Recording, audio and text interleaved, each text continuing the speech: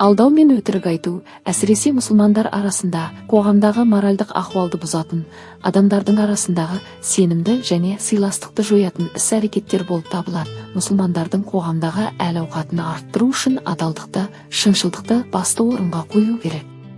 Әрбір мұсылман өз сөзінде де, ісінде де шыншыл, адал болуға міндетті. Жат ағымдар көбіне өздерінің идеологияларын тарату үшін алдау, өтірік айту секілді әрекеттерге жол береді немесе соларды ақтап рұқсат етеді. Бұл олардың қоғамға және мұсылмандардың ішкі бірлігіне қауіп төндіретін негізгі аспектілердің бірі. Олар көп жағдайда өтірік айтуға белгілі бір жағдайларда діни қажеттілік немесе қоғамдық мүдде деп ақтау жасайды. Бұл принципті Құран мен хадистерге қайшы келеді, өйткені исламда өтірік айтуға ешқандай жағдайда рұқсат жоқ. Исламның түпкі мақсаты адамды шынайы ізгілікке, әділдікке және бірлікке жетелеу.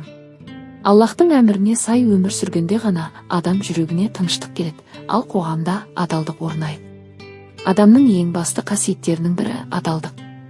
Адалдық адамды сырттай ғана емес, ішкі дүниесінде тазалайды. Өтірік айту адамның өзіне деген сенімділігін жоғалтады, ұятты, қымбатты қасиеттерінен айырады. Алдау, өтірік айту, қарым-қатынастарда сызаттар қалдырып, өзара түсіністік пен сыйластықты бұзады.